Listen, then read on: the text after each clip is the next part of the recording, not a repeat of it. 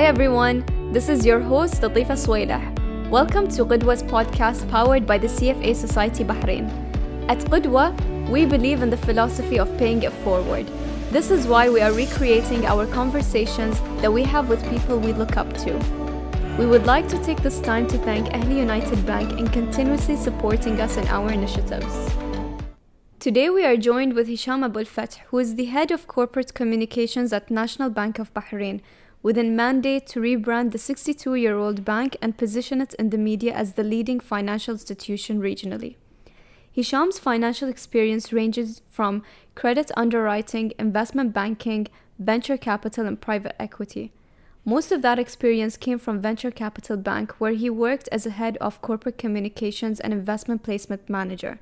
He contributed to the team who managed to place the bank as a regional pioneer in Islamic investment, in addition to attracting considerable investments from government bodies, private investment firms, and high net worth individuals. Hisham further stretched his financial knowledge by working at Bahrain Institute of Banking and Finance as head of marketing, where he was given a 2-year project to establish the marketing function, employ the responsible calibre, and increase the institute's reach locally, regionally, and internationally. Hisham's aviation experience was gained through Gulf Air when he worked as the head of corporate communications and CEO office manager. Through diligent execution of a robust communication strategy and managing a strong team, Gulf Air's reputation reached new heights, allowing it to compete with regional giants. Welcome, Hisham. So, Hisham, how would you define your own personal brand, and why is it important for someone to have their own brand? With regards to the personal brand, I think let's define it first so that I can tell you exactly where I come from as kind of Hisham. So if we look at what personal brand is all about, it's kind of what other people think of you. So it's how you project yourself to ensure that other people see certain things and they value that. So where does it start and where does it stop, and what is it overall? Let's take myself as a sort of an example. So yes, I am the head of corporate communications at the National Bank of Bahrain, but at the same time, I'm a media personality. Now, some people tell me you've got a conflicted kind of look and feel or a charisma. I said no. At the end of the day, I know how to create certain boundaries between both. So when I'm a spokesperson of the National Bank of Bahrain, there are certain values that need to be instilled in the way I approach it and talk. And I carry myself to a certain way where I ensure that everything that is said is part of a overall communication strategic plan that is forced into action or put into action, portraying or projecting certain key messages. Now, when I do my own kind of part-time master of ceremony, being on TV or recording voiceovers or whatever I am, I've got to draw a line between that is who I am individually. And that is what the personal branding is all about. The brand that I talked about in the beginning, me being the head of comms at the National Bank of Bahrain, is the corporate brand. The personal brand is what I do in my free time, what Hisham is, or Latifa, or anybody else, as a standalone. Who am I? What are my values? What am I trying to prove or discuss or inform? I think that's what personal brand is all about. So if I go back to answering the question in a simple manner, I could throw the question back at you saying, what do you think I am? But let me answer it. I think it's multiple values. I am a person who has developed certain charisma and personality and strong communication skills that allow me the opportunity to moderate sessions, present television programs, record live sessions like these, and I master the art of public speaking. So I think if I'm not going to be referred to in my corporate capacity, I'd love to be referred to as Hisham, a media personality. You know, when I think of you, the things that would come into my mind would be charisma, public speaking, and Bahrain. So there you go. That means I did well. You've got to start by knowing yourself, right? And what do you want? You then kind of show yourself, and then you grow yourself. So these are the 3, I would say, steps and basic personal branding, not strategy, but basic personal branding kind of steps. So I've got to know who I am. I've got to value what I am. First of all, basics. Know yourself, show yourself, grow yourself. Now, knowing yourself. What am I? What do I want to achieve? What are my strengths? What are my core values? What do I want to project? What do I have the capacity to talk about or show or demonstrate? One. Two, then I have to show myself. So I've got to ensure that I choose specific mediums. Not everybody is a superhero on Instagram. And not everybody who is an Instagrammer would be a fantastic person on LinkedIn, or would be the most amazing, charismatic guy on Twitter or girl on Twitter. No, it doesn't work that way. Why? Because when you need to show yourself, you've got to understand and also envisage that every medium that you want to show yourself through has certain demands of time and resources that need to be allocated for that. Now, with showing yourself, or Latifa, I need to be consistent. You can't start something and you can't finish. That's death. That's death. Honestly, you can't shoot yourself in the foot. So you've got to show yourself, and you have to be really consistent, and then you've got to grow yourself.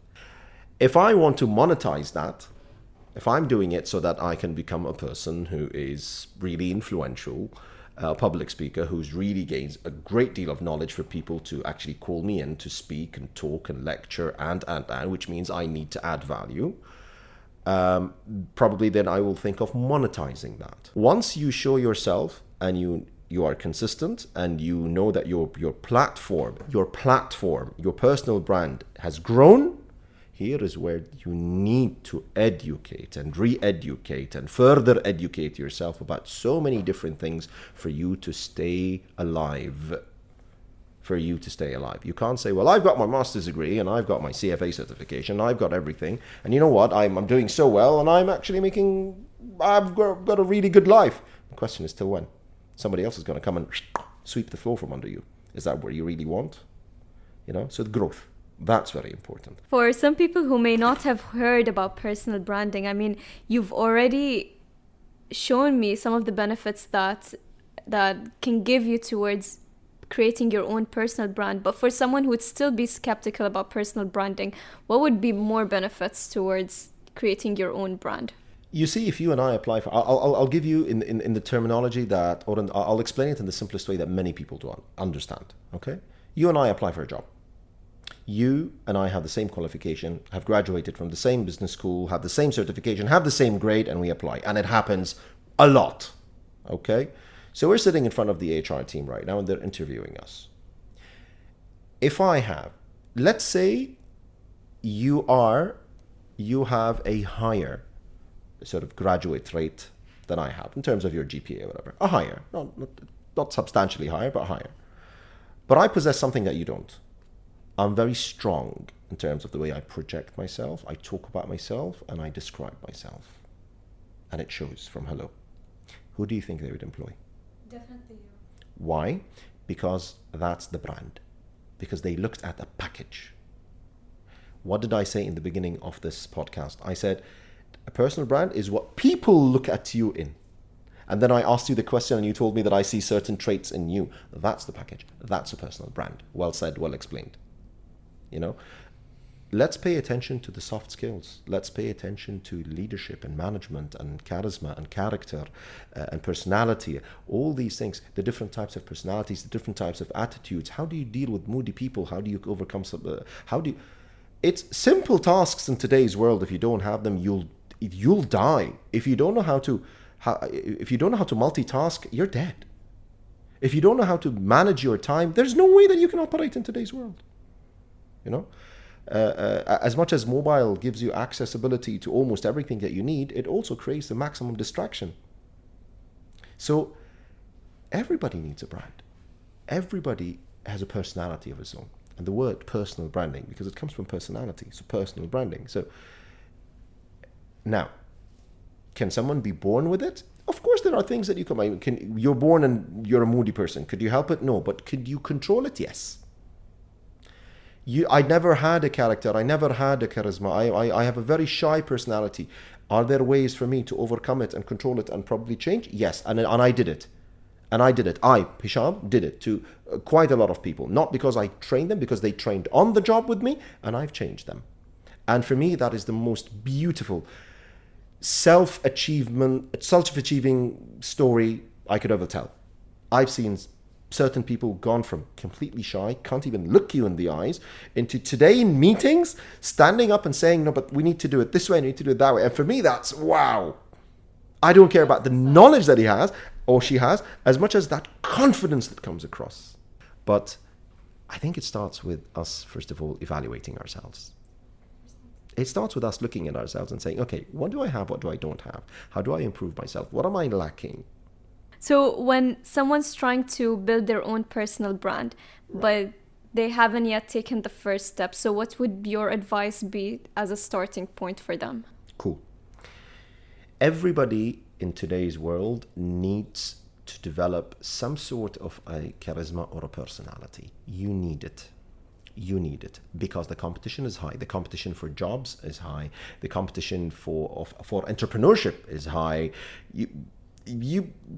You think of opening a coffee shop with a certain twist, and it happens before you even sign the papers or you get the financing. It's like, what do I do? Is then everybody, you need to have a definition to yourself. You need to have, the first question that you get asked by many people, including yourself at the beginning of the conversation, tell me about yourself. Now, it could be said in different ways. What do you think of yourself? Tell me about yourself. What do you do in life? How would you define this? These are all the same question. It talks about you. Who are you? And you need to be ready to kind of answer that in the most concise, professional, focused manner. So let me give you tips.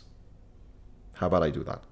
Okay, not you, but I mean the whole podcast is going to give you tips. First of all, to create a personal brand, you need to have focus, as we mentioned at the beginning. You need to know what your strengths are, and you need to jump on those strengths, increase your knowledge, and then look around and say, okay, you know what? This is something that's not been done before or not been said before. I'm going to specialize in this field. Okay? So you need to have focus. Being someone who's famous in everything means you're a master of nothing. What we say, a jack of everything is a master of none. You need to specialize. You really need to specialize for you to be regarded as that guru or that person that is the most knowledgeable. You've got number 2, be genuine. You need to be genuine. If you believe in something, talk about it. If you don't believe it, if you don't believe in it, you don't need to say it out loud, but don't talk about it, definitely. You really need to be genuine. You can't talk about something that you don't believe in. I think it shows in someone's eyes when they're not genuine about it. Definitely. Anyways. Definitely. And I tell many of the Instagrammers and the bloggers and the famous people that just because you get paid to advertise about a certain product, if you don't believe in the product, don't do it. Don't look at the money. Look at the reputation and the credibility that comes after it. That's of extreme importance. 3, tell a story. When you do it in style. Tell a story in style. If everybody says, "Oh, hi, did you know about this product?" Well, I'm telling you, I'm going to teach you how to... Khalas, I've turned it. Some people love to start with a story. Others start with a twist. Probably then sometimes a mug and the way it looks, or the chair, the way it looks when you're delivering the message, and you can have an icon over there or something that you relate to, you know. Yani one of the nice, actually one of my good friends started. Again, I will mention her. I forgot the Instagram account, but it's related to a mug. I think the lady behind the mug or something like that. And she became famous, and she interviews people. You never see her face. You hear her voice, and you see the mug, and there you go. So that person, that individual, has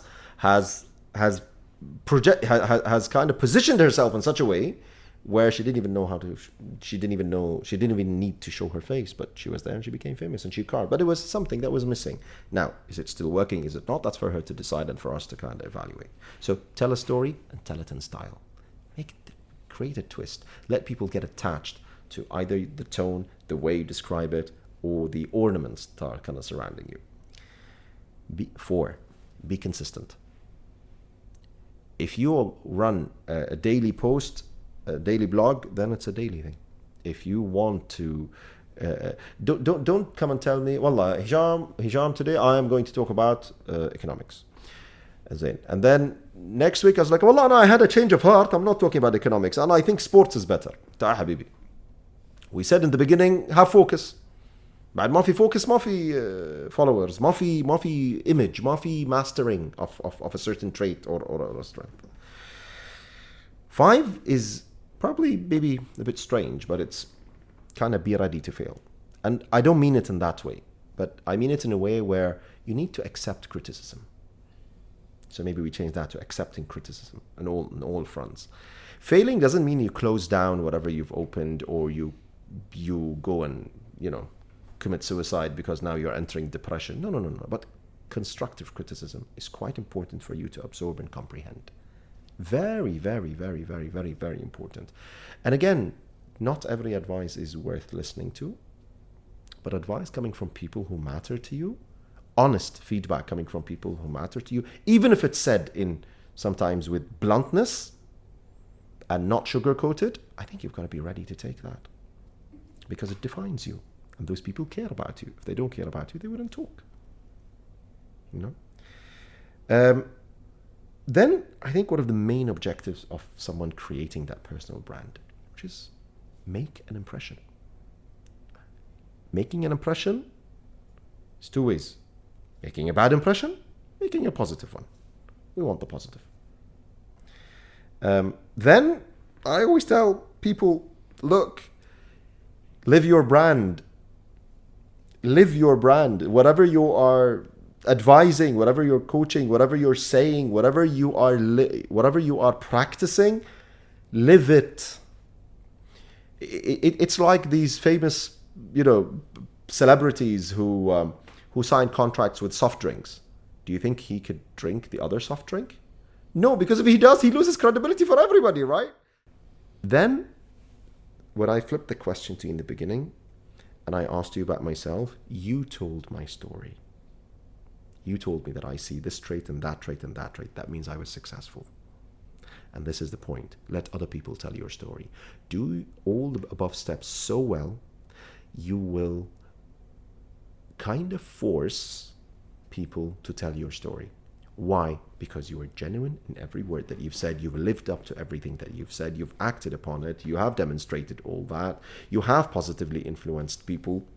You have absorbed constructive criticism and adjusted. You have learned from other people. So obviously, people appreciate all that. And they will talk about you. And that is why, because we say word of mouth is one of the most valuable ever marketing tools or advertising tools, right? Because it's straight credibility. Boom. And the last thing is, after doing all that, you kind of subconsciously leave a legacy, which is that space in people's hearts or thoughts or minds that makes it really difficult for anybody to kind of take that space. All right. One of the quotes or one of the words of mouth that actually come to me. I'm a professional session moderator and professional master of ceremony, and I do these things in Bahrain and outside Bahrain. Alhamdulillah, I've been very successful to reach up to doing events in Australia. Alhamdulillah Rabbil Alameen. But I was asking, actually I was in an event, and I overheard a conversation, which I wasn't supposed to overhear it, but I was like, they were just too loud, and I was trying to focus on what's happening on stage so I could go. And there were two people talking. One of them was very high senior, really, really senior person. And the event organizer was telling the senior person, so Flan, what do you think of the event? And then he said, I commend you on bringing Hisham Abu Alfateh, because he actually makes or breaks an event. And this is something that even when I was in the office, the moment they said they had a lot of questions, and the moment we said Hisham Abu Alfateh is going to be the moderator, they said, khalas. It's absolutely fine, fantastic, okay, go ahead, we don't need to check anything. These are the things that you need to kind of instill in people today if they want to build their personal brand. Own that space, live up to it, be genuine in everything that you do. That allows people the opportunity to tell your story. That's so beautiful. So Hisham, since everything is practically digitized right now, how would someone bring themselves more out in digital platforms? You see, it goes back to right at the beginning, right at the top. It is every medium in the digital space, has its own characteristics. And by discovering your strengths and by you having focus on what is it that you really could excel in, and if you match that with whatever characteristics or USPs, unique selling points, that the medium that you want to project yourself through. So again, it's the same with the whole digital world today. I can Google you and God knows what I'm going to find, because it's a word that you say that could be used as a keyword. It's a sentence that you've mentioned. It's a phrase. It's a quote that, we all do these things. So, but in all honesty, we cannot not be publicly seen. So it cannot be that every time, it cannot be that Latifa or Hisham or Ahmed or Muhammad or Abdullah or Hussein or Shayma or Amira or Hiba or whatever don't have an account that is publicly opened for people to view. So how would people reach to you? How do you want to position yourself if everything that you do is private and confidential? For me, private and confidential, I do understand على موضوع الحسد and people envying on all what you have, but honestly, is all what we post necessary? Really, is all what we post necessary on our feeds and our social media accounts? Really? I mean, I could tell you the amount of, and sorry to use this word, the amount of garbage that's actually available out there. And I have a public account and I post certain things. Don't take me as an example. I'm not a person who is a real kind of social media influencer or blogger at all. I do it as per my own liking. I have my own attitude on my social media platforms, and I don't do it for the sake of, I do not monetize it at all.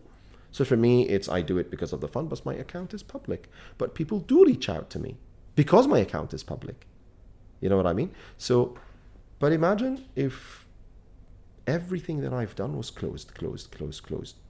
Where's my confidence? Am I really that not confident? Well, am I really that superstitious about this whole hisduni? They're going to envy me on everything that I have. Then maybe you don't need to post as much as you do. Because I think with personal branding, we forget something really important. That what you and I are doing right now is correct. And if you and I go to sip a nice cup of coffee after we're done and we talk, that's actually what people miss today. They don't talk. If you don't talk, you don't have a personality. If you don't talk to me and I talk to you and we have this eye contact and I look at every single impression that's on your face or expression that you leave behind or whatever, I won't excel in my personal branding life because I don't have a personality. If every time I sit with you, you and I are actually texting, and if every time I want to tell you, look, you did really well, I have to text you for it, I don't even know where to start. So honestly, it goes back to communication. Definitely. I completely agree with you, especially with the part with texting people. I mean, me personally, when I talk to someone face to face, I project to that person as a completely bubbly, optimistic person. Yes. Very social butterfly. But when I turn into texting, I'm completely cold. Yes. Very cold to people. So people misunderstand me when I'm texting, but then when they actually see me in real life, they're like, oh, you're completely different from how I expected you to be. True. Because there is very little to what texting... hang on a second. We had the COVID, right? Hit us all. And we all had to switch to virtual meetings. Deep inside, do you really like them?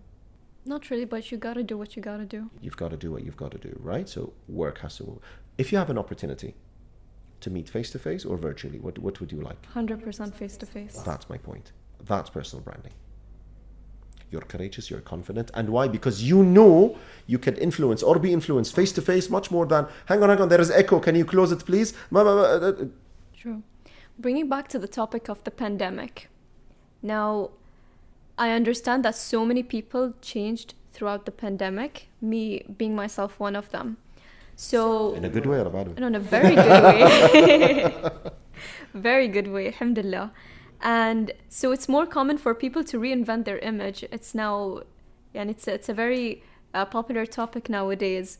So by taking control on our brand, how can we make other people accept that this is our new image and actually take us seriously? I mean, look, the steps that we talked about apply here as well. I mean, the having focus and being genuine, living up to our brand and everything really applies here, Latifa, because at the end of the day, you will only project what you really want to project. Now, did people change? Yes, people change. To the better, to the worse, it depends. Everybody has a certain benchmark. Again, these are subjective kind of evaluations, you know? So in all honesty, whoever has changed, if he or she thinks that he or she could live better, and it makes him a better person, and it allows them to be more efficient, more productive, fine. But it's not only one person branding, it's not only what you think, right? It's what other people see you doing. So if you think you're being efficient, it's like being at work. You could achieve miracles at work by creating a stampede and achieving what you want. But then the damage that you've left behind, is that really what you want to be known for? So honestly, with the whole COVID and everything that has happened, there were lessons to learn about efficiency. There were lessons to learn that we are, I think the biggest lesson for us, and this is also core personal branding, is agility, adaptability. You've got to be able to maneuver. Life has to continue. And we've all proven that we are the most agile creatures on earth because we adapt, we create, Now, كل شيء في حكمة من رب العالمين. At the end of the day, imagine if we were in a pandemic and we didn't have all these virtual capabilities. Just imagine, what would we do? What would we be doing? I think would be vanished. We'd all be infected one way or the other. But again, this is the point. So agility is very important, but be careful through agility and through changing towards what you think is the better or the worst, or the better and the most efficient or the most productive. Probably you've developed different traits as well about you being aggressive, not assertive. That's right. So let's make sure that it's personalities are it's like walking on thin ice. You've got to be really, really careful not to break that ice, because then you break trust, you break, faith of people, you destroy an image, you leave bad impressions, and those are very difficult to make, to get back. So, us as women in the workspace. Oh, my favorite topic. Okay. Okay. So, usually people think that women in the workplace they should be shown as nurturing and agreeable. They're the mothers. They're the ones who are going to take care of us in the workspace. That's how usually people think of them. And I did come across people who thought of it that way. And when I broke that image for them, the first thing I would hear is, "انتي ما تستحين على وجهك," but in a good way. Like you're very confident. So people get really shocked when people project a very different image from how society really presumes women to be, especially in the workplace. So there are times where we're often penalized for that kind of behavior and being said to tone it down, or else you won't really progress on your career, for instance, or maybe that's too much, but in that kind of sense, we would be penalized. So how can women navigate this kind of dilemma in the workspace? So, 2 scenarios, identical, but the outcome is different. Scenario number 1, I'm the boss, and I use the words, I'm a male boss, a man, and I say, "Thank you very much for all coming here today. I'm not really liking what was proposed, and I need it to be redone, and we'll convene after an hour. Thank you." Okay? Wow, he knows what he wants. Shadid, Sarah, and I like him. Leader. Female. Same scenario, female. Outcome, why don't صادقة روح هذه? Well, who does she think she is? Especially if she's a man. We didn't complete the example. A man and everybody else is in the room is a female. They will accept. Let's reverse. A woman and everybody else in the room is a man, and she's the boss. Who does she think she is? أنت ما كانتش في البيت. You could hear these things. Now, why do people say these things? So again, an assertive woman في المجتمع in the work between her colleagues, especially her male. Very rude, very aggressive, very blunt. ما يصير هاللون. When she uses I don't think and I want and I demand, عيب. But when a man says this is how I want it to happen, it's okay. But again, why do these things happen? Let's go back to the roots. Latifa, between you and I, you're a girl. Do you think that all girls who work are responsible? Do you think all girls who work want to project an image of smartness? No. Okay. I work in a department that has girls, and I'll tell you, without them, I'll be crippled. MashaAllah. Without the females in our department, the corporate comms at MEB, I'll be crippled. MashaAllah. I see leadership, I see strong personalities, I see charisma. Now again, I'm a male boss, but I love the challenge coming. Why? Because I promote it. Because I'm genuine about it. Because I want what's best for the bank, for the person, for the individual, for Bahrain. I mean, these are my kind of priorities. Would I ever work in a place that doesn't have females? No, because they bring a different challenge, different taste, different perspective. And again, my work, my job, my whole personality is based on subjectivity. You know, I love the challenge. You love the idea throwing. You love the different perspectives of matters. But again, I think girls really need to, again, have focus and be serious about what they want to do. And I've seen it in my bank, I've seen it in other institutions. When the females are serious about a career, they are welcomed with open arms. They are welcomed with open arms.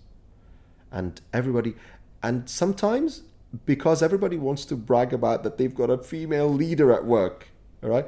But in all honesty, when they do excel in these senior roles, they make the world of difference. They make the world of difference. So I would not say that this is a female's fault or a male's fault or this is a society fault. I think if the